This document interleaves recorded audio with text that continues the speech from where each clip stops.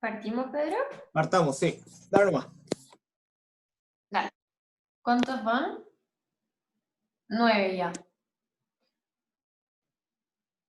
Ya, bueno, hola a todos, yo soy Susana y estoy con mi compañero Pedro Figueroa, y hoy día les vamos a hacer la ayudantía de complicaciones macrohepáticas de la diabetes. Primero vamos a ver las preguntas igual que todas las otras veces y después vamos a hacer como una retroalimentación de la respuesta correcta. Ya, partiendo con la pregunta 1. Respecto a la macroangiopatía diabética, ¿cuál de las siguientes alternativas es incorrecta? A. Mientras que la microangiopatía diabética es consecuencia de la hiperglicemia crónica, la macroangiopatía es consecuencia además de la presencia de insulinoresistencia.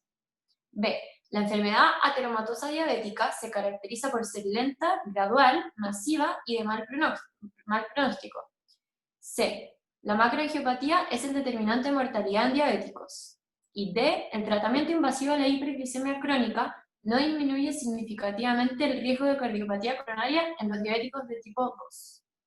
Entonces, ya, en términos generales, la macroangiopatía diabética es la otra complicación crónica de la diabetes mellitus. Vimos la semana pasada la microangiopatía diabética, que es una enfermedad que afecta a pequeños vasos o capilares, y en este caso, la macroangiopatía diabética, como le dice su nombre, afecta a grandes vasos y también a los medianos.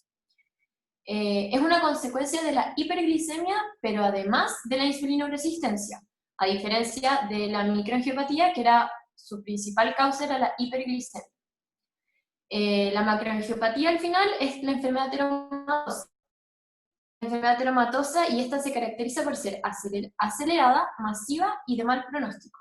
Entonces es una enfermedad ateromatosa por el hecho de ser diabética, es mucho más fuerte y agresiva que una enfermedad ateromatosa normal en una persona no diabética.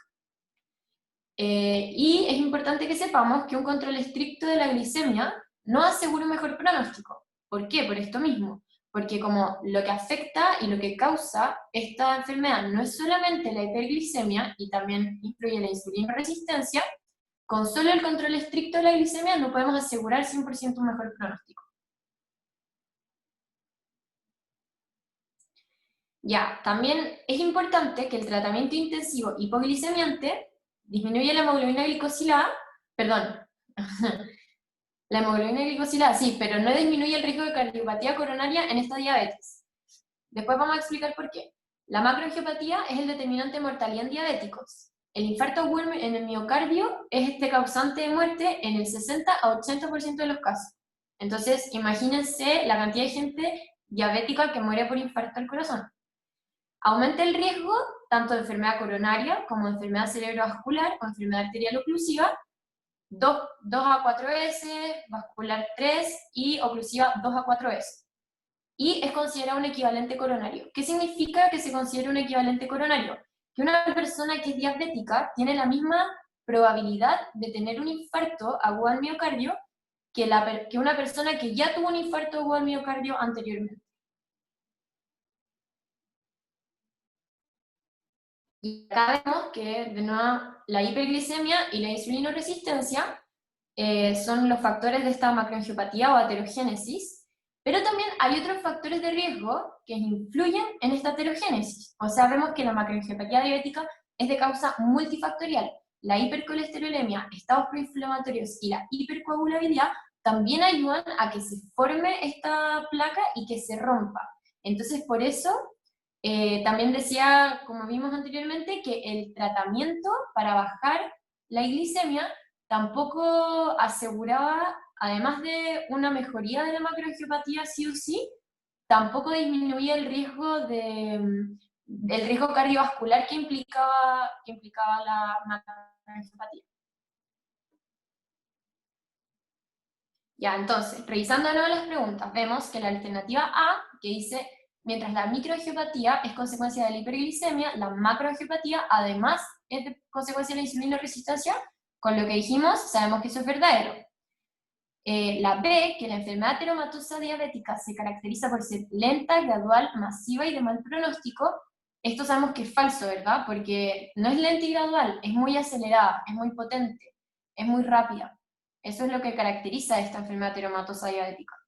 Y bueno, la C, que la macroangiopatía es el determinante de mortalidad en diabéticos, sí, dijimos que con el infarto o el miocardio era el determinante de mortalidad en el 60-80% de los casos en los diabéticos, y que el tratamiento intensivo de la hiperglicemia crónica no disminuye significativamente el riesgo de cardiopatía coronaria en diabéticos tipo 2. ¿Por qué? Porque esto no solamente involucra la hiperglicemia, también los otros factores que describimos anteriormente. Ya, entonces la pregunta 1, listo. Pregunta 2. ¿Es correcto sobre la insulinoresistencia? Alternativa A. La hipertensión arterial resulta del efecto combinado de la insulinoresistencia de dos tejidos, hipotálamo y endotelio vascular. Alternativa B. El aumento de riesgo cardiovascular en un insulinoresistente es independiente de su evolución a diabetes mellitus. Alternativa C. La insulinoresistencia induce una mayor activación de la ENOS. Alternativa D. Las células musculares lisas con insulinoresistencia tienen una respuesta exacerbada frente a vasodilatadores. Y ahora vamos a ver la retroalimentación. Ya, entonces sabemos nosotros que cuando los tejidos del cuerpo tienen insulinoresistencia, no responde bien ante la insulina que hay en el cuerpo. Entonces, los niveles de insulina, para tener este hiperinsulinismo. Susi, ¿puedes repetir lo que dijiste? Que se está cortando el habla. Obvio. ¿De esta pregunta o de la anterior también? Esta. Ya. Entonces tenemos que, cuando los tejidos del cuerpo tienen insulinoresistencia, como su nombre lo dice, y nosotros sabemos, son resistentes a la insulina. Entonces, el cuerpo tiende a secretar más insulina para que se logre el efecto que esta produce. Este hiperinsulinismo exacerba dos vías, tanto la mitogénica como la metabólica. En este caso, además de exacerbar la vía mitogénica, se produce una respuesta cruzada con estos receptores IGF-1, que están en estrecha relación con la hormona del crecimiento, ¿verdad? Bueno, todo esto, este estado de insulinoresistencia, esta respuesta cruzada a los receptores, nos produce este síndrome metabólico. Como nosotros sabemos, este síndrome metabólico involucra muchas cosas: obesidad androide, intolerancia a la glucosa, hipertrigliceridemia, hipertensión arterial, y si bien no es 100% definitorio este síndrome metabólico en la clínica, también genera hipercoagulabilidad e inflamación de bajo grado. Este síndrome metabólico de por sí solo aumenta el riesgo cardiovascular y el desarrollo de diabetes mellitus 2. Eso salía en la pregunta, ¿se acuerdan? Que si al final el paciente, al evolucionar a diabetes mellitus 2, ¿cómo era? El aumento de riesgo cardiovascular en un insulino resistente es independiente de su evolución a diabetes mellitus. Entonces eso vendría siendo verdadero, porque sabemos que la persona, por solo hecho de ser insulino resistente, tiene riesgo cardiovascular, independientemente de si evoluciona o no a ser diabético posteriormente. ¿Ya? Entonces por eso ahí les puse en paréntesis como riesgo cardiovascular independientemente de la evolución a diabetes mellitus 2. Ya, eso en un inicio. Y después, cuando ya tenemos esta vía mitogénica exacerbada, si bien está exacerbada, está anómala. Entonces produce menor activación de la ENOS, entonces por ende hay una menor secreción de óxido nítrico. ¿Qué hace el óxido nítrico? El óxido nítrico vasodilata nuestros vasos. Y al haber menos vasodilatación, se produce, junto a otras cosas, se produce disfunción endotelial. ¿Ya? Esta vía mitogénica también aumenta la secreción de PAI-1. Como sabemos, PAI-1 es un inhibidor del activador de plasminógeno. Y entonces, al haber este PAI-1, se inhibe la fibrinólisis. O sea, estamos ante como una situación de procoagulación o protrombótica. Y también es importante que existe una mayor exposición de receptores de catecolaminas y angiotensina 2, que son vasoconstrictores, ¿verdad? Entonces tenemos una respuesta vasoconstrictora exacerbada. Y todo esto en conjunto, cosas que ocurren a la izquierda en el endotelio, como a la derecha en las células musculares lisas, nos produce un desbalance de los mecanismos que promueven la aterogénesis y los mecanismos que tratan de evitar la aterogénesis. Y empiezan a ganar los proaterogénicos, aumentando el riesgo de que se forme esta aterogénesis.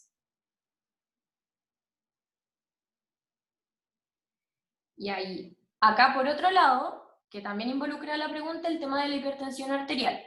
La hipertensión arterial se genera por la insulinoresistencia de 3 tejidos principalmente, del hipotálamo, del endotelio vascular y de la célula muscular lisa vascular, ¿ya?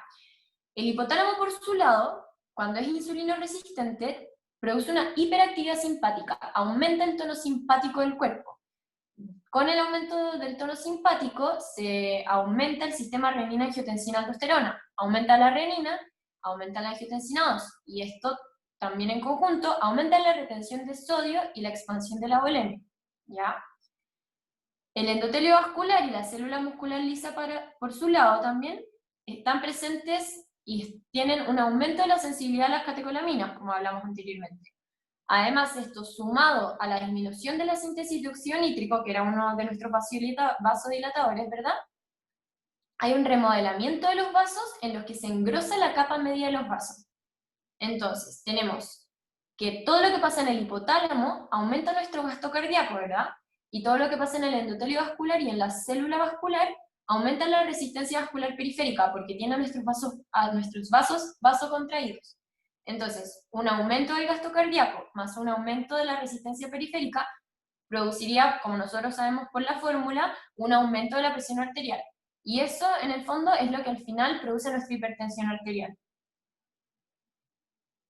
Entonces, ¿es correcto sobre la insulinoresistencia?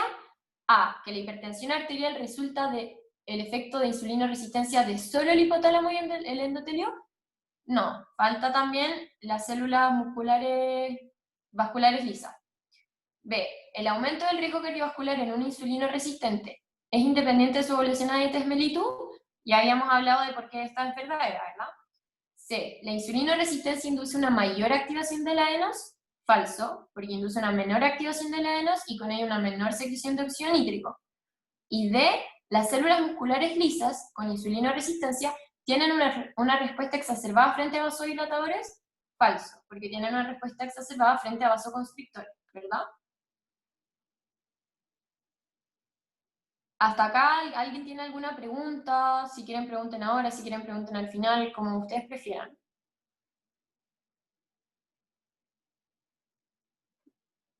Al parecer no. Sigamos. Parece que no. Ya, entonces seguimos. Pregunta 3. ¿Es correcto sobre la macroangiopatía diabética? A, que un control estricto de la glicemia asegura un mejor pronóstico en un paciente con macroangiopatía diabética. B, que conlleva un estado proinflamatorio y anticoagulante. C, que la glucooxidación de las LDL disminuye su potencial aterogénico. Y D, que la macroangiopatía diabética es considerada un equivalente coronario. De esta pregunta ya hemos hablado dos alternativas. Hablamos de la primera, que un control estricto de la glicemia asegura un mejor pronóstico. Esa sabemos que es falsa, ¿verdad? Porque no solamente un control estricto de la glicemia nos puede asegurar un buen pronóstico del paciente. Y la D, que la macroangiopatía diabética es considerada un equivalente coronario, eso sabemos que es cierto, ¿verdad? Por lo que explicamos anteriormente. Entonces esa sería la correcta. Pero queremos explicar por qué las otras dos son incorrectas. Entonces, la aterosclerosis en la diabetes mellitus, dijimos que era una aterogénesis acelerada, que existía un gran riesgo de accidente de placa y que esto ocurría de forma muy rápida y muy agresiva, y también después otros efectos derivados de la neuropatía que esta genera. Esta aterogénesis acelerada, la disfunción endotelial se produce tanto por la hiperglicemia como la insulinoresistencia. Se suma a una dislipidemia diabética, que es la que va a detallar más Pedro después en la segunda parte.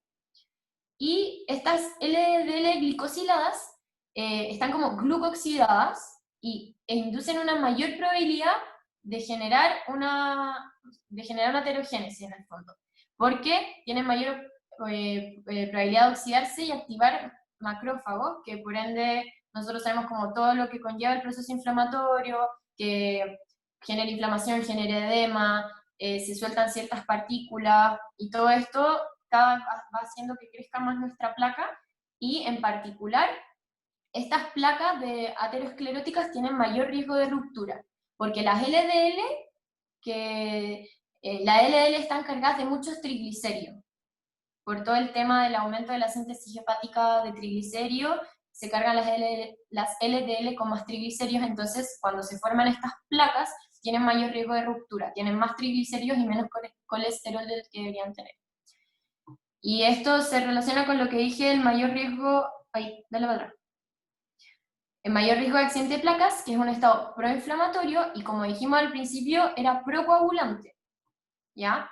Y la mayor proporción de las placas inestables por este mayor contenido de LDL. Y los efectos derivados de la neuropatía importantes es que tienen ausencia de dolor. Entonces, por lo general, los infartos en personas diabéticas, como tienen menos síntomas, tienen un retraso diagnóstico, que es muy importante al momento de la cantidad de isquemia que tiene el corazón, ¿verdad? Y por esta misma neuropatía se produce una mala compensación hemodinámica por las catecolaminas, ¿ya? Entonces, al final, todo esto en conjunto nos produce este síndrome, se podría decir, que es acelerado, que es agresivo, que es mucho más fuerte que una placa ateromatosa normal, y es mucho más riesgoso de ruptura. Dale. Entonces, ya sabíamos que la D es la correcta, pero la B al final dice un estado proinflamatorio y anticoagulante, sabemos que es protrombótico o procoagulante, y la C dice que la glucoxilación de las LDL disminuye su potencial aterogénico. Eso es falso, porque tienen un potencial aterogénico aumentado.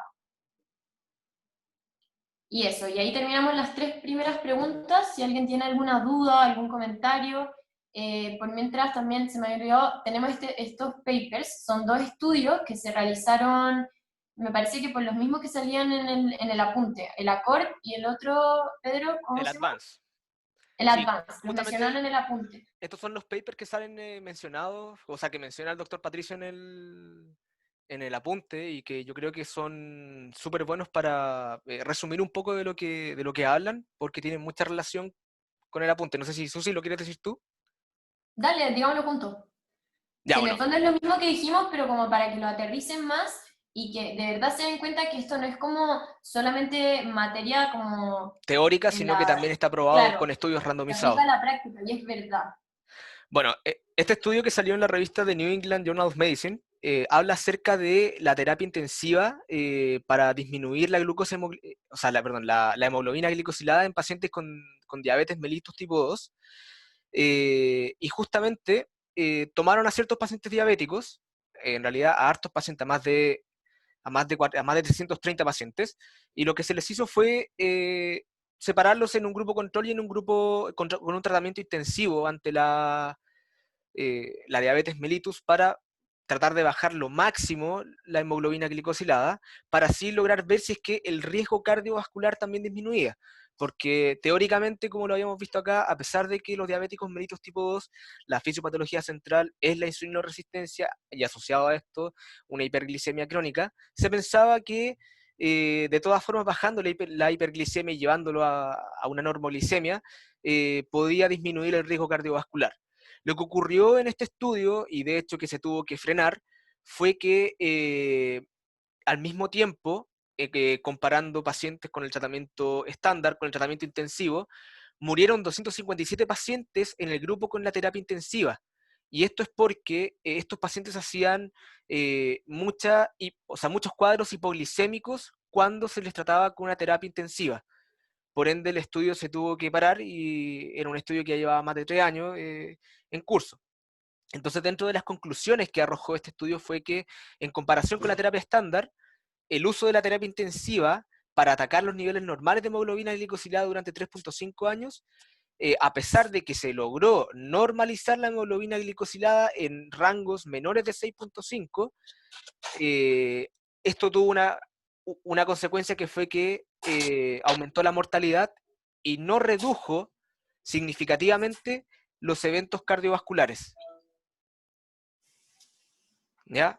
Entonces, esto fue uno de los pilares mediante el cual se comenzó desde la clínica a decir que el manejo de la hemoglobina o el manejo de la glicemia en los pacientes diabéticos no reduce los eventos cardiovasculares como las enfermedades coronarias y otros eventos cardiovasculares. Y aquí, bueno, no sé si Susi quieres hablar acerca que es básicamente lo mismo, el estudio Es lo Advance, mismo, sí. que Es lo es... mismo al final. Ah, perdón. Dale nomás.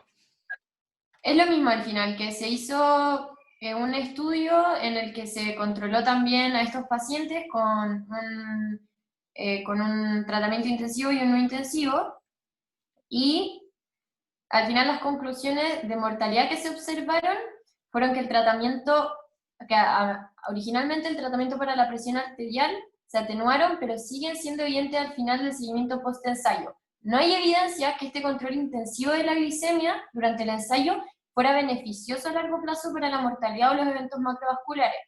Bueno, es lo mismo en el fondo, pero queremos destacar que es para los eventos macrovasculares y como enfermedades coronarias, lo que hablamos de la macroangiopatía.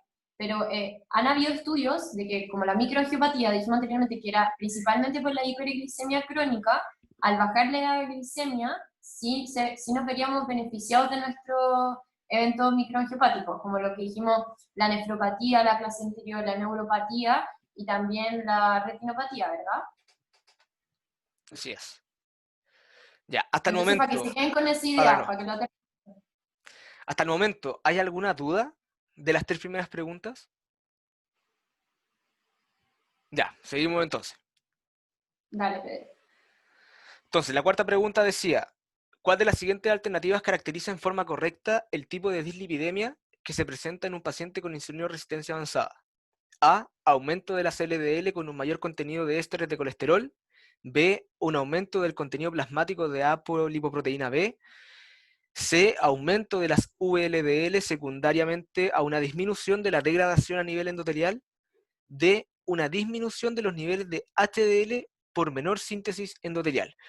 Bueno, esta pregunta, si bien la podemos ir descartando al tiro las alternativas, me gustaría revisar un poco del apunte de toda esa matraca de información fisiopatológica y tratar de ordenarla para que lo puedan entender un poco mejor. Entonces, dentro de los factores que la Susi muy bien mencionó en las primeras tres preguntas, distinguimos ciertos factores. De partida, sabemos que la diabetes mellitus tipo 2 con la hiperglicemia y la insulinoresistencia van a culminar en una enfermedad ateromatosis maligna y acelerada. Y dentro de estos factores distinguimos factores que van a hacer que la aterogénesis esté acelerada y otros factores que van a hacer que esta placa tenga un mayor riesgo de ruptura. Dentro de estos factores de aterogénesis acelerada distinguimos la disfunción endotelial, la dislipidemia diabética y las glicosilaciones de las LDL que van a permitir un cambio en el fenotipo de los macrófagos, que esto ya lo vamos a revisar. Y dentro de los factores de riesgo para la mayor probabilidad de ruptura de la placa ateromatosa está el estado proinflamatorio y procoagulante y la mayor proporción de placas inestables, que es un mayor contenido de LDL. Entonces, antes de pasar a ver los factores que aceleran la aterogénesis, me gustaría definir cuáles son las funciones de un endotelio normal, porque no lo vieron en el apunte, no se veía escrito, y esto lo van a ver cuando entren en cardiovascular, pero en mi opinión opino que es súper importante que entiendan esto para ir avanzando en todo lo fisiopatológico. Entonces, el endotelio normal tiene generalmente 5 funciones. La primera es que regula el tono vascular por la liberación y la acción del óxido nítrico. Es decir, el óxido nítrico permite que a nivel local de todos los endotelios, el óxido nítrico tiene que acordarse que se secreta a nivel del endotelio, pero actúa a nivel de las células musculares lisas, ¿ya? Y esto va a permitir que principalmente el endotelio sea vasodilatador, es decir, que el vaso va a tener una reserva que en caso de necesitar que llegue más sangre al órgano, el endotelio, por producto de esta constante producción de óxido nítrico, va a tener la capacidad de vasodilatarse. Sin embargo, tienen que acordarse que el endotelio igual crea o está en constante síntesis de factores vasoconstrictores. Entonces, cuando uno habla en fisiología de esto, uno se refiere a que el endotelio se encuentra en un balance entre factores vasodilatadores, que vendrían siendo el óxido nítrico y la prostaciclina, o la prostaglandina GI2, y Y entre los vasoconstrictores, que principalmente es la endotelina, pero también hay otros factores como la angiotensina, local que se secreta, etc. Entonces, cuando ocurre una disfunción al endotelio, básicamente este balance se invierte. El balance de un endotelio normal es que está cargado hacia los vasodilatadores, pero cuando el endotelio se encuentra disfuncionante, este balance se carga hacia los vasoconstrictores, y es que por eso empiezan a ocurrir grandes patologías en relación al tono vascular. La segunda función que tiene el endotelio vascular es que regula la permeabilidad vascular e inflamación. ¿Ya? Por lo general no hay tantos receptores adhesivos para las células leucocitarias en el endotelio, pero cuando ocurre una disfunción del endotelio se empiezan a insertar estas proteínas, estas integrinas, principalmente la ICAM, que van a permitir que los leucocitos se adhieran, y obviamente que las uniones interendoteliales también se van a ver perjudicadas, por ende va a haber un aumento de la permeabilidad vascular. En resumen de la 2, el endotelio normalmente está muy unido, manteniendo o regulando bien la permeabilidad vascular, y no tiene tantas proteínas que permiten la unión con leucocitos. Y cuando está disfuncionante, las uniones interendoteliales se encuentran un poquito más débiles, por ende hay un aumento en la permeabilidad vascular, y debido a la inserción de estas proteínas que van a llamar la atención de los leucocitos, va a ocurrir una mayor inflamación.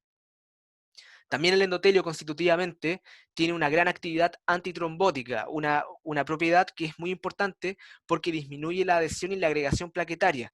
Esto es por la secreción de distintos factores que ustedes deben recordar de hematología, y ligado a la actividad antitrombótica también tiene un efecto anticoagulante y profibrinolítico, es decir, si es que se llega a formar, ¿cómo se llama?, adherencias con la fibrina, el endotelio va a tener la capacidad de secretar factores para su ruptura. Y dentro de estos factores distinguimos el heparansulfato, que es un cofactor para que la antitrombina 3... Aquí debería ser antitrombina 3, se me fue un palito. El heparansulfato es un principal cofactor para que la antitrombina 3 funcione bien. También permite la mayor secreción de trombomodulina, que básicamente activa la proteína C y a la S, que son básicamente inhibidores del factor 8 y del factor 5 de la cascada de coagulación, y el factor activante del plasminógeno tisular, que va a permitir el aumento de la plasmina y que va a permitir el efecto profibrinolítico. Y finalmente, el endotelio tiene una acción antihipertrófica, y esto, si lo relacionamos con la diabetes, es porque normalmente en el endotelio y en las células musculares, que están muy estrechamente relacionadas, actúa mucho más la vía metabólica que mitogénica. La vía mitogénica es la que va a exacerbar la vía hipertrófica, y no tan solo esa vía, sino que también, si es que aquí hay un aumento de los vasoconstrictores como la endotelina y como la angiotensina 2, también van a actuar como agentes hipertróficos locales. Entonces, habiendo revisado las 5 funciones generales de un endotelio normal, podemos transcurrir a ver la fisiopatología. Y antes de eso, quiero que recuerden este esquema de la insulinoresistencia, y sobre todo de las vías, que aquí tenemos la vía mitogénica y la vía metabólica. En la vía metabólica tienen que recordar que los sustratos de los receptores de insulina son los que principalmente actúan dentro de la vía metabólica, aunque también actúan en la vía mitogénica, pero este sustrato es sí o sí en la vía metabólica. Por ende, cuando ocurre una insulinoresistencia, y la insulinoresistencia ocurre a nivel de este sustrato, ya sea por las citoquinas, por el aumento de los ácidos grasos, y por otros factores que deberían conocer, la vía metabólica se ve afectada, y como esta proteína también actúa en la vía mitogénica, obviamente uno pensaría que la vía mitogénica también estaría inhibida, pero en la vía mitogénica actúan estas proteínas, que son las SHC, y que si es que las IRS están inhibidas, la SHC está sobrefuncionante, por lo que la vía mitogénica se sobreactiva. Entonces, ¿qué es lo que hace la vía metabólica a nivel del endotelio? ¿Qué es lo que no importa? Básicamente es la síntesis de proteínas. ¿Qué proteínas? La óxido nítrico sintasa endotelial, la ENOS. Entonces, ¿qué es lo que ocurre cuando el endotelio está funcional? Básicamente, la insulina puede exacerbar la vía de la síntesis de proteína y que haya mucha óxido nítrico sintasa endotelial. Pero cuando hay insulinoresistencia, la vía metabólica se afecta, no hay óxido nítrico sintasa endotelial, y por ende se exacerba la vía mitogénica, y lo que se promueve son muchas cosas. A nivel del endotelio se promueven los factores procoagulantes y desfibrinolíticos como el PAI-1, y a nivel del endotelio, o sea, de las células musculares lisas, por ejemplo, se promueve la hiperplasia de estas células, y por eso aumentan en número, y todo esto va en favor de aumentar básicamente, o de que aumenta la vasoconstricción. Ok, entonces ahora sí, pasando a los factores que aumentan la aterogénesis acelerada, tenemos como principal actor la insulinoresistencia en la célula endotelial. Como ya vimos, la insulinoresistencia va a actuar en desmedro de la vía metabólica, la va a disminuir, y por ende, como acabamos de ver, va a disminuir la actividad de la óxido nítrico sintasa endotelial. Y esto, siguiendo con la lógica, va a disminuir va a disminuir este gas, que es el óxido nítrico, y por ende, lo que va a ocurrir es que principalmente un desbalance entre los agentes vasodilatadores y vasoconstrictores, y el tono vascular se va a tornar cargado hacia el lado de la vasoconstricción más que la vasodilatación, y ocurre la disfunción endotelial desde ese punto de vista, desde el punto de vista del tono vascular. Y a su vez, con la insulinoresistencia, al aumentar la vía mitogénica, se secretan factores procoagulantes y desfibrinolíticos como el PAI-1, y lo que ocurre básicamente es la inhibición de la ruptura del fibrinógeno, provocando que se puedan formar más coágulos tempranamente. Y finalmente, hay que hablar también de la insulinoresistencia a nivel de la célula muscular lisa vascular, que justamente, por lo mismo que ocurre, también esta célula presenta insulinoresistencia asociada a la vía metabólica y una exacerbación de la vía mitogénica, por lo que ocurren dos cosas principalmente. La primera cosa es que hay una exacerbación ante los vasoconstrictores, ¿sí? Y eso básicamente se ve influenciado mucho por la célula endotelial, porque el cambio de fenotipo desde un endotelio funcional a uno disfuncional aumenta la secreción de endotelina y de angiotensina 2, y por ende va a producir una mayor activación de las vías intracelulares de la endotelina con la angiotensina 2, y van a provocar que la cadena ligera de la miosina se active más, y por ende la célula muscular se contraiga más, y eso va a provocar la vasoconstricción crónica. Y finalmente, como la vía mitogénica también está asociada con vías de crecimiento celular, aquí tiene que acordarse la vía RAS, GTP y las vías de las MAP quinasas, en donde básicamente todo esto va a culminar en genes que van a promover la mitosis, como la mayor síntesis de ciclina D, y este aumento de la ciclina D va a promover que la célula pase más de un estado de G1 al estado S en el ciclo celular, y va a permitir el crecimiento, la multiplicación y la migración de las células musculares. Entonces lo que va a ocurrir es un engrosamiento de la capa media, y de nuevo todo esto va a actuar en un desmedro de la regulación del tono vascular. Y finalmente, recalcar la insulinoresistencia que también ocurre a nivel del macrófago, porque esta insulinoresistencia, nuevamente, que se hiperactiva la vía mitogénica, ocurre un cambio del fenotipo del macrófago al subtipo M1. Acuérdense que el M2 es el macrófago antiinflamatorio, el que libera citoquinas antiinflamatorias, y que principalmente se encuentra regulando antiinfecciones bacterianas, pero el macrófago subtipo M1 es el que básicamente nos va a hacer daño a nosotros, y va finalmente, cuando capte las LDL, va a adquirir este fenotipo de célula espumosa. ¿Quiénes son los receptores de los macrófagos que captan las LDL? Son los receptores scavengers o carroñeros, que son un subtipo de CD14, para que lo sepan. Entonces, con esto, ¿qué les quiero decir? Tienen que acordarse que el receptor de insulina, o sea, para que ocurra insulinoresistencia, tiene que haber receptor de insulina, ¿ya?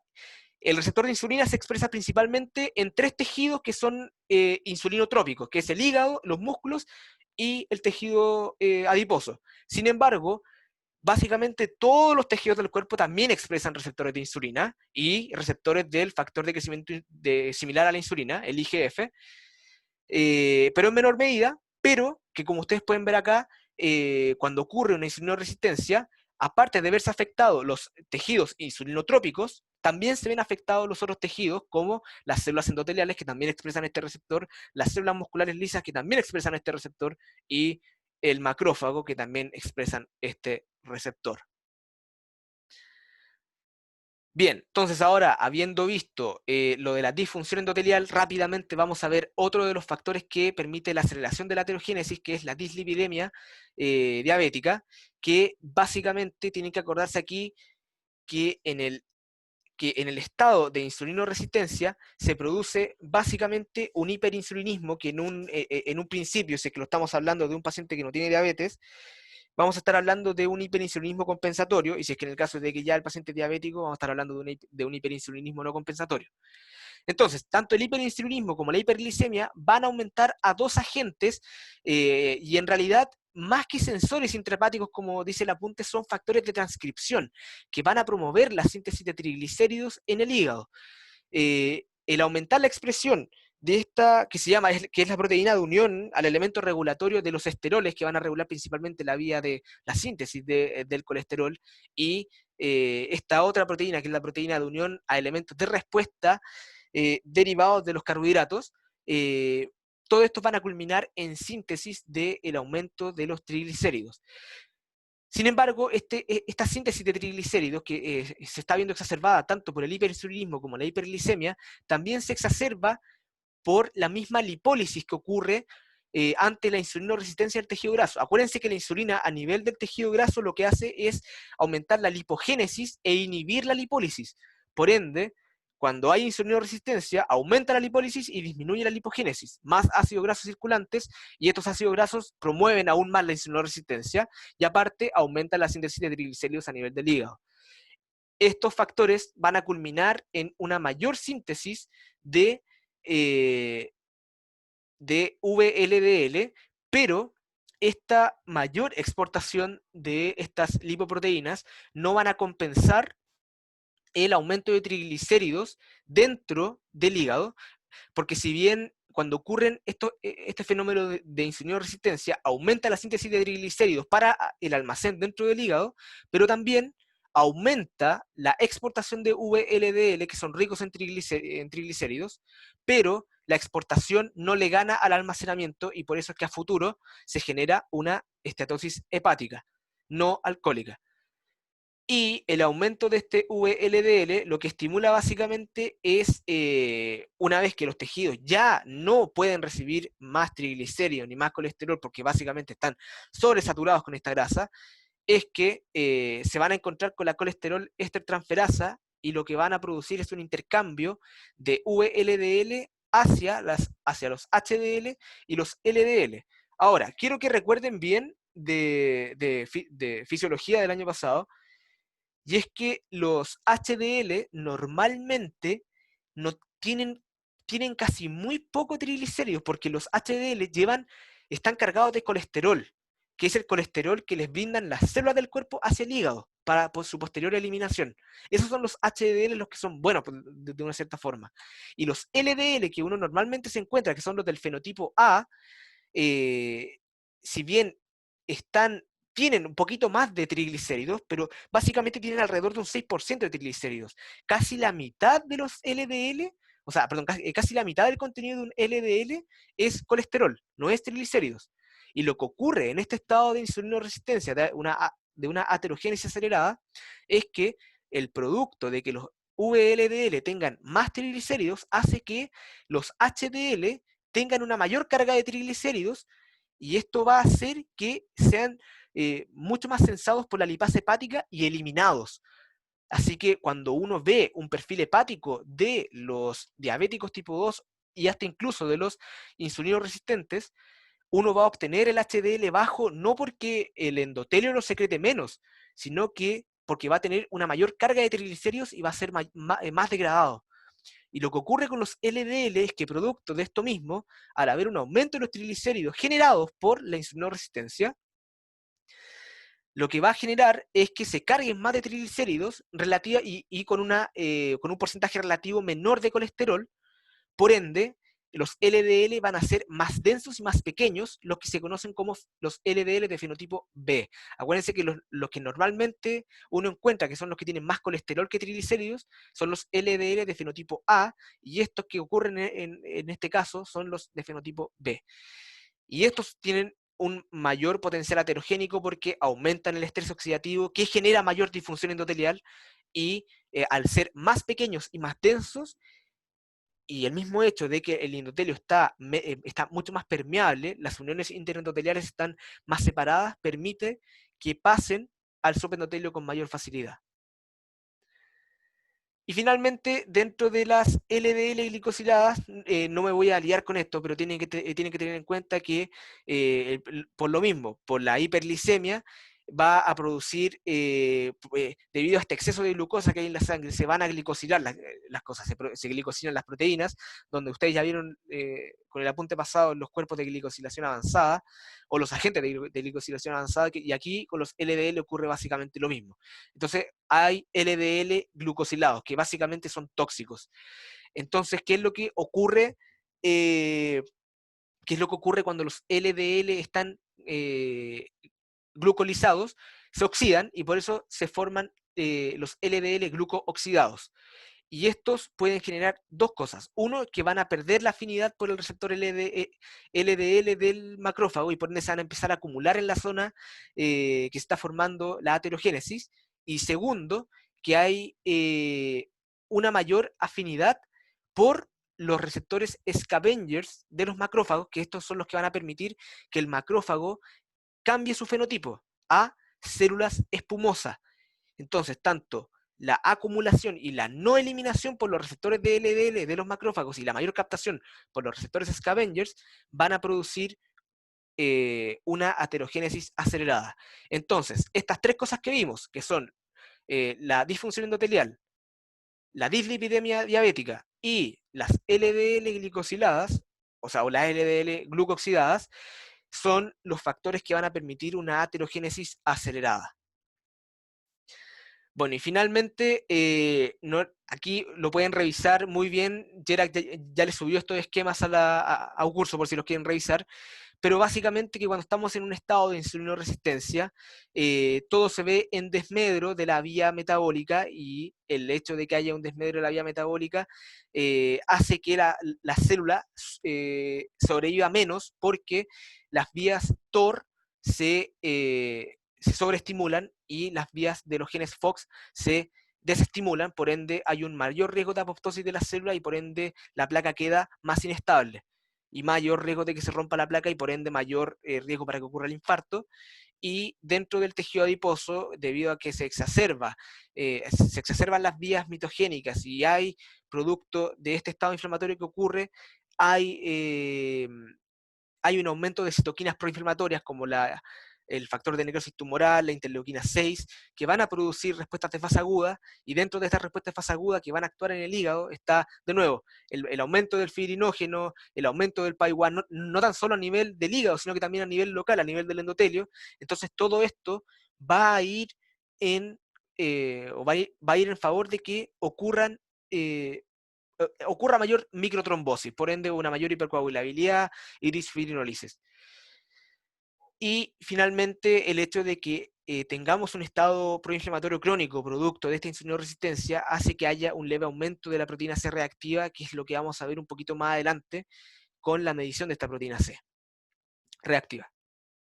Entonces, habiendo revisado toda la materia, y espero que les haya quedado un poco más ordenado el apunte con estos esquemas, la alternativa A dice el aumento de las LDL con un mayor contenido de ésteres de colesterol. No, porque acuérdense que esto no es lo que ocurre en un estado de insulinoresistencia o diabetes, sino que lo que ocurre es que aumenta la carga de triglicéridos en los LDL y le adquieren un fenotipo B.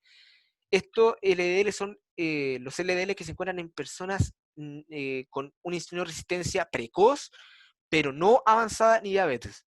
Entonces la alternativa A queda descartada. La alternativa B dice un aumento del contenido plasmático de apolipoproteína B. Esta sí, porque aquí tienen que acordarse que los LDL, la apolipoproteína en mayor medida que tiene es la apolipoproteína B. Tiene otras, pero la que principalmente tiene es la B.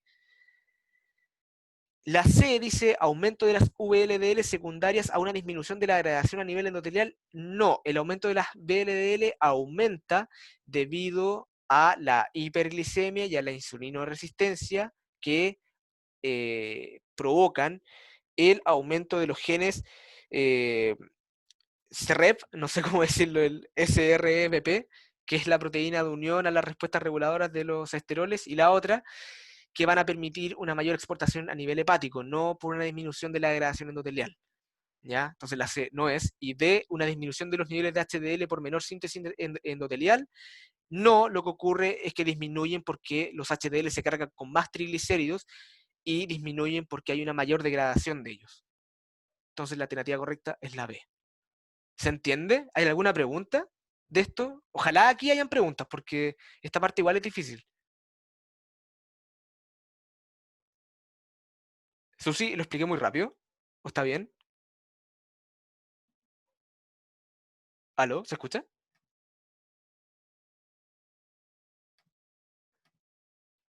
Se entiende muy bien. Ya, genial. Ah, ya. Me asusté, pensé que no se había escuchado. Ya, entonces sigamos. La pregunta 5 era un caso clínico. Dice, paciente masculino, 65 años de edad, con antecedentes mórbidos de obesidad tipo 1, con un IMC de 33,4 kilogramos partido en metro al cuadrado. Con antecedentes de diabetes mellitus 2, insulinoresistencia, con mala adherencia a la terapia, hipertensión arterial esencial principalmente mal controlada. Acude al servicio de urgencias a las 22:15 horas por referir sensación de falta de aire que comienza en la madrugada, de intensidad leve, agravándose pasado a las 8, por lo que motiva a consultar. No presenta ningún síntoma respiratorio, neurovegetativo ni gastrointestinal, por lo que el médico de turno lo ingresa para el estudio y le solicitan, dentro de una gran cantidad de exámenes, le solicitan un electrocardiograma y la troponina, que es lo que va al caso. El electrocardiograma refleja un ritmo sinusal regular, frecuencia cardíaca de 90 latidos por minutos, con eje normal, conducción atrioventricular normal y una conducción intraventricular normal. Sin embargo, se encuentra una alteración de la repolarización, un supradesnivel de CT en la pared anterior, en la derivada 1, V3, V4, V5 y V6. Y en el examen de sangre destacan las troponinas, que tienen 525 nanogramos por decilitro, es decir, este, este síndrome coronario agudo que tiene una clínica muy atípica, básicamente se confirma aquí que se presenta un infarto agudo del miocardio. Entonces, con respecto a la fisiopatología del cuadro del paciente, no, ojo con el no se puede aseverar que la descarga catecolaminérgica del paciente se encuentra disminuida por causa microangiopática, la fracción de eyección ventricular izquierda del paciente puede verse deteriorada por la falta de acción de la noradrenalina en los receptores beta 1 adrenérgicos. C, debido a la insulinoresistencia del paciente, se tiene un perfil M1 de macrófagos. Y ya, Carlos Abarca la vamos a responder al final. ¿Ya? D, es probable que el paciente curse con una vasculopatía intramiocárdica con un aumento de la reserva coronaria. Ya, entonces, para responder esta pregunta, rápidamente, bueno, en los pacientes diabéticos mellitus tipo 2, no tienen que pensar que las cosas ocurren exclusivamente. Es decir, no es que el paciente diabético tenga solamente una macroangiopatía o tenga solamente una microangiopatía, sino que básicamente ustedes van a ver una compilación de complicaciones. Entonces, y esto es lo que nosotros denominamos como la sinergia micro-macroangiopática. Y dentro de esta sinergia, lo que básicamente ocurre es que, aparte de existir estos estados protrombóticos y una ateroesclerosis acelerada de los grandes y medianos vasos, también van a ocurrir alteraciones a nivel de los capilares, y lo que va a producir principalmente la microangiopatía. Y principalmente, con lo que acabamos de ver, aquí lo que nosotros estamos presenciando es lo que ocurre cuando se presenta una macroangiopatía con una neuropatía diabética, específicamente una polineuropatía sensitivo-motora distal simétrica. Entonces, aquí tenemos que los factores clínicos que determinan una peor evolución del síndrome coronario agudo, que son los que básicamente van a dar una mayor un mayor riesgo de mortalidad de los pacientes diabéticos es que no hacen una clínica típica, por ejemplo, de un infarto o de una enfermedad arterial oclusiva o, por ejemplo, de una isquemia mesentérica aguda, que todos son cuadros en donde se obstruyen arterias de gran calibre. Entonces, este riesgo de mayor mortalidad se asocia a eso, a que la clínica, que es debido a un sistema nervioso autónomo que esté funcionando bien, el mayor riesgo se debe a que este sistema no está funcionando bien. Entonces, dentro de estos factores clínicos tenemos la ausencia del dolor y la mala compensación hemodinámica por las catecolaminas. En el fondo, estas dos cosas se producen por la neuropatía diabética. Aquí tiene que acordarse lo que ocurre a nivel micro con la hiperglicemia, que es que se altera los vasos que irrigan los nervios periféricos, la vasa nervorum, si no me equivoco se llama, y lo que ocurre también a nivel de la axonopatía diabética. ¿Ya? Entonces, esas dos cosas son los eventos fisiopatológicos que ocurren en la neuropatía diabética a nivel micro y que se va a ver reflejada como factores de riesgo de mortalidad para una macroangiopatía. ¿Ya? Porque cuando hay un infarto no van a tener dolor, lo cual les va a hacer sospechar a lo mejor una insuficiencia cardíaca aguda sobre crónica, etc. Entonces van a retrasar el diagnóstico y por ende van a retrasar el tratamiento y por ende les va a elevar la mortalidad. Y el hecho de que haya una neuropatía diabética, va a haber una mala descarga catecolaminérgica, lo que va a producir principalmente un deterioro en la fracción de eyección ventricular post-infarto. ¿Y esto por qué? Cuando un paciente tiene un infarto, básicamente lo que ocurre es que se activan respuestas noradrenérgicas. Entonces, al activarse la respuesta noradrenérgica, la noradrenalina, que sale de este sistema nervioso simpático, va a actuar a nivel de los receptores beta 1 adrenérgicos del ventrículo, de ambos ventrículos principalmente. Y lo que ocurre es que va a aumentar la fracción de eyección ventricular izquierda, lo que va a permitir que el corazón no se deteriore tan rápido. Esto lo van a aprender bien en cardio cuando vean sobre todo síndromes coronarios agudos y las disminuciones de las reservas coronarias. Pero básicamente que no ocurra un aumento de las catecolaminas a nivel de esta patología va a provocar una menor fracción de eyección de este ventrículo y por ende el mismo corazón se va a comenzar a irrigar menos y la extensión de la necrosis puede verse mayor afectada y por ende un deterioro mucho más aumentado. Entonces lo que ocurre que actualmente se postula es que los pacientes diabéticos básicamente tienen lo que se denomina una vasculopatía intramiocárdica. Y esta vasculopatía intramiocárdica se debe a tres factores. De partida a la caída de la reserva coronaria de base, es decir, que producto de esta aterogénesis, las arterias coronarias, dado que están estenosadas me refiero a que están más chiquititas de lo que deberían estar, pero no porque el vaso esté más chico, sino que porque está obstruido. La arteria coronaria, para poder suplir esa obstrucción, tiene que estar vasodilatada ya fisiológicamente. Por ende, cuando ocurre alguna obstrucción, la arteria coronaria no se puede vasodilatar más. Entonces, a eso nos referimos con una caída de la reserva coronaria. Lo segundo que puede ocurrir es una disminución del número de colaterales en respuesta a la isquemia crónica. Esta isquemia crónica va produciendo remodelación miocárdica y dentro de esas remodelaciones es la disminución del número de colaterales. Y finalmente lo que más causa daño es lo de la disminución del número de capilares, que es la microangiopatía, y que básicamente la disminución del número de capilares va a afectar a este sistema nervioso autónomo que se encuentra rodeando al miocardio, y básicamente estas tres cosas de base van a provocar un mal pronóstico para las enfermedades cardiovasculares de los pacientes diabéticos por el retraso diagnóstico. Entonces, la pregunta 5, con respecto a la fisiopatología del cuadro del paciente, no se puede asegurar la descarga catecolaminérgica del paciente se encuentra disminuida por causa microangiopática. Sí, porque justamente la microangiopatía, que es lo que habíamos dicho que era que la microangiopatía produce esta neuropatía autonómica diabética a nivel cardíaco. Por ende, ocurre esta axonopatía, y lo que ocurre es una disminución de la descarga catecolaminérgica, lo cual el paciente no va a sufrir este aumento de la fracción de eyección, ni taquicardia, ni ninguna otra respuesta. Por eso la A es correcta.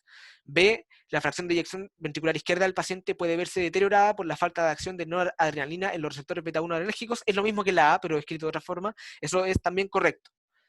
C, debido a la insulinoresistencia del paciente se tiene un perfil M1 de macrófagos. Eso también es correcto, porque acuérdense que cuando tenemos insulinoresistencia, que fue lo que vimos en la pregunta 4, el perfil de los macrófagos es M1 y no M2. Los M1 son los que se asocian con la inflamación y los que posteriormente se van a transformar en células espumosas.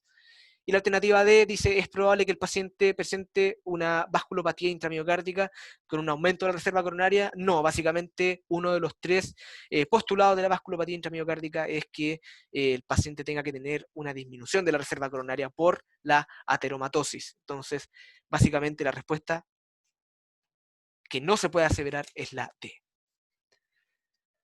¿Alguna pregunta hasta acá? No sé si quieren que voy a responder. Bueno, había una pregunta en el chat de Carlos Abarca, dice, pese a que la hiperinsulinemia disminuye la producción de apolipoproteína B, igual su nivel sanguíneo es mayor que el basal de una persona no diabética.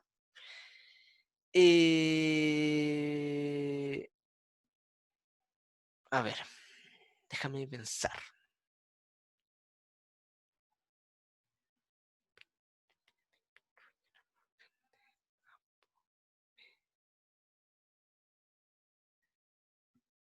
A ver, Carlos, ¿por qué dices tú que en una hiperinsulinemia disminuye la producción de una polipoproteína B? No sé si puedes Eso, activar el chat y me puedes... o sea, leí que la hiperinsulinemia provocaba una disminución de ApoB y eso provocaba a su vez que haya una disminución en la exportación de los VLDL desde el hígado y se acumulen ahí, además del aumento de los TAG. Ya, sí, ya he entendido tu pregunta. Genial. Claro, lo que ocurre en esta patología diabética es que justamente disminuye la producción de apolipoproteína B, que por eso también estas lipoproteínas no pueden ser degradadas a nivel del hígado, pero el hecho de que aumenten las LDL de por sí, como muy bien dices tú, hace que sea mayor en en una persona no diabética. ¿Ya? Es algo que lo podrías revisar cuando vuelva al hospital y ver los niveles de lipoproteína. Pero sí, justamente. Gracias. Ya, la pregunta 6 dice A mí me entonces... queda una pregunta. Dígame. En la pregunta pasada, cuando hablaste de los colaterales, que ¿Ya? no me queda claro por qué disminuyen con la isquemia. Si como Ya, no mira, deberían eso... aumentar para compensar. Sí, es que eso es lo que ocurre en una isquemia de agudo a mediano plazo, pero después, esto lo vas a aprender más en cardio, pero cuando ocurre crónicamente, estos vasos no van a poder suplir todo lo que deberían suplir. Entonces va a ocurrir una disminución de las colaterales, ¿ya? Por efecto inflamatorio crónico de la zona, porque las colaterales bueno, por ahí no van a poder, no va a llevar la misma cantidad de sangre, por ende las células que van a estar alrededor de los vasos que nutren van a generar respuesta ante la hipoxia, endotelina, angiotensina 2 local, etcétera, y todo va a ir en desmedro de una mayor apoptosis, y si es que hay una mayor apoptosis del sector, no tiene sentido, o sea, que el mismo cuerpo reacciona no enviando mayores fuentes de irrigación. No sé si me explico, pero lo vas a aprender con mayor detalle en cardio. Ya. Pero Ya, son bacán. efectos inflamatorios asociados a la isquemia crónica no tan solo por la diabetes, sino que también a la isquemia crónica. Lamentablemente, Ya, las gracias. complicaciones macroangiopáticas no se pueden sacar mucho de lado de los síndromes coronarios. Por eso se tienden como a chocar las materias. Dale. Ya. Entonces, la pregunta 6 dice, un paciente diabético tipo 2 presenta una PCR ultrasensible plasmática de 3,5 miligramos por decilitro, y lo normal es menor a 1. Con respecto a esta persona, es correcto afirmar que está evidenciada, bueno, esto lo vamos a ver un poquito más adelante, básicamente aquí lo que tienen que recordar es que lo que ocurre tanto en estadios de insulinoresistencia como en diabetes mellitus son estados, que es un estado de inflamación crónico, que es de bajo grado. Entonces, lo que se ha descubierto o lo que se pensó en anteaños fue que si es que estamos en un estado inflamatorio crónico, tratar de medir este estado a nivel de la PCR.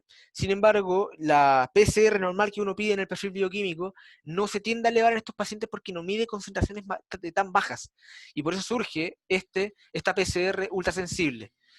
Entonces, tienen que recordarse que cuando hay un aumento de la PCR ultrasensible, esto constituye un predictor de la enfermedad cardiovascular y mortalidad vascular, porque eso básicamente es lo que nos va a señalar. ¿Ya? Y volviendo a la pregunta, la alternativa A dice que está evidenciada o evidenciado la presencia de una respuesta inflamatoria por foco infeccioso. No, porque tiene que adorarse que cuando hay un estado inflamatorio por foco infeccioso, lo que se eleva sí o sí, porque tú no vas a pedir una PCR ultrasensible si la PCR está elevada.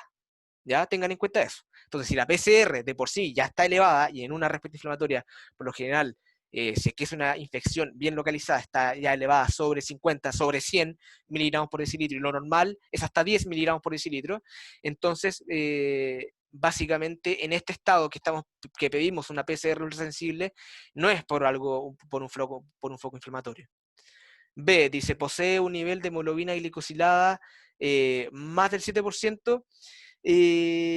Podríamos inferir que sí, si es que es una persona diabética, pero una PCR ultrasensible también se puede ver presenciado en estado de insulinoresistencia, por lo cual no necesariamente tiene que estar elevada la hemoglobina glicosilada, ¿ya? Porque esto es criterio de diabetes. C, presenta una mayor producción del inhibidor tisular del plasminógeno o del activador tisular del plasminógeno 1. Sí, justamente porque aquí, si es que evidenciamos una PCR ultrasensible en una persona, ya sea con diabetes o con insulinoresistencia, obviamente que vamos a tener un estado procoagulativo y desfibrinolítico. Entonces, van a estar elevados estos parámetros que son producto de la disfunción endotelial, que va a estar elevado al PAI-1. Y finalmente la D, se instaura tratamiento con insulina, si se instaura tratamiento con insulina bien controlado y estricto, su microangiopatía remitirá. No, acuérdense que lo que hablamos con la Susi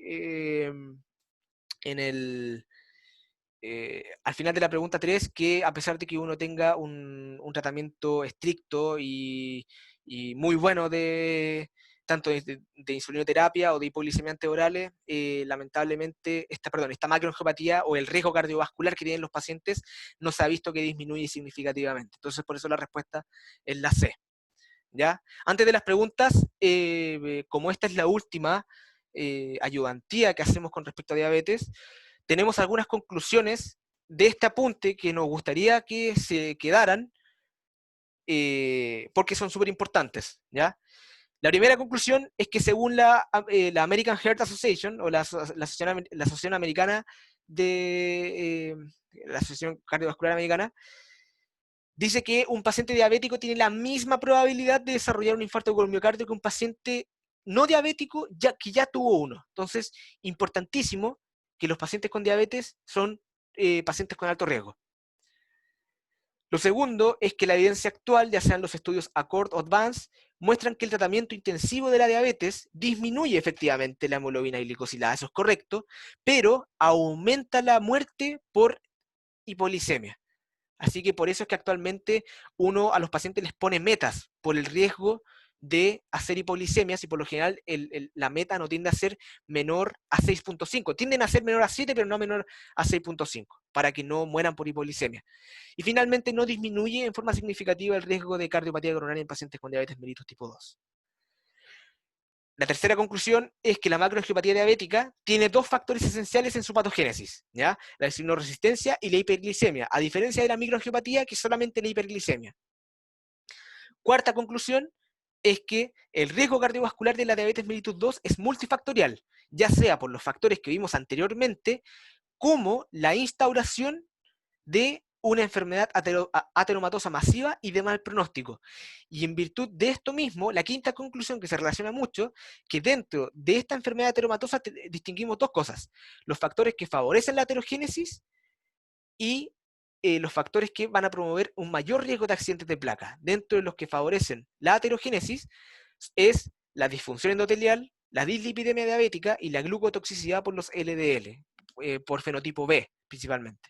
Y el mayor riesgo de accidente de placa está dado por un estado proinflamatorio y procoagulante con un estado de disfirinolisis.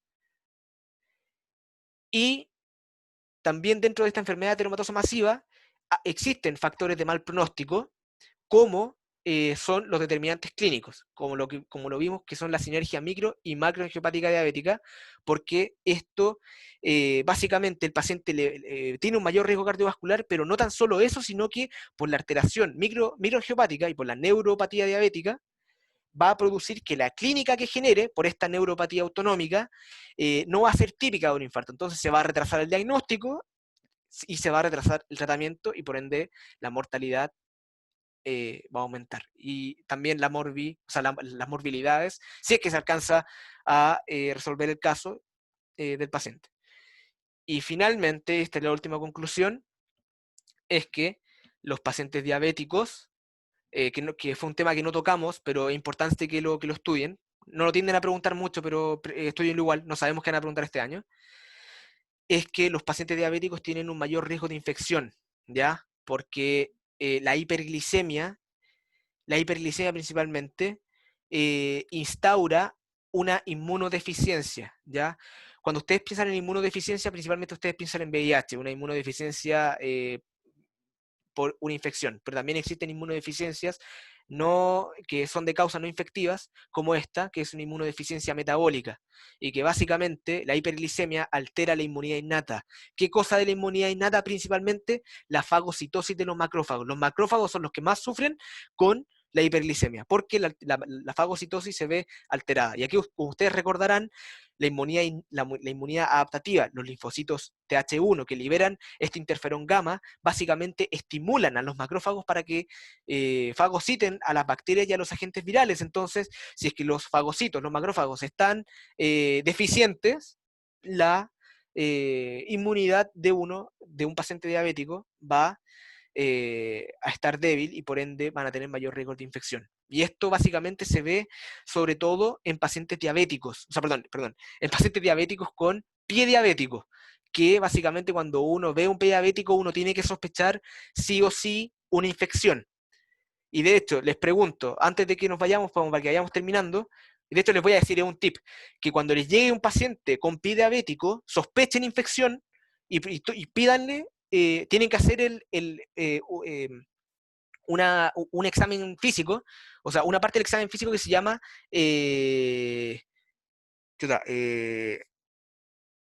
no me acuerdo cómo se llama, pero es tocar con una pinza, el lugar de la úlcera y ver si es que la pinza llega al hueso. Ya se llama Proof and Bone, por si lo quieren buscar. Es súper importante que lo sepan, porque si es que el Proof to Bone sale positivo, es decir, si ustedes con la pinza llegan al hueso, ustedes le van a tener que pedir una radiografía de pie y ir a descartar al tiro si es que tiene osteomielitis o no, o infección al hueso, porque si es que llega a tener osteomielitis, se amputa el miembro. Eso. Espero que le haya gustado esta ayudantía. Fue larga, lamentablemente una punta que condensa todo lo visto en diabetes. Y eso. Espero que le haya gustado. No sé si tienen alguna pregunta, alguna duda, alguna acotación, algo que a lo mejor no dijimos y quieran decirle a sus compañeros, no sé.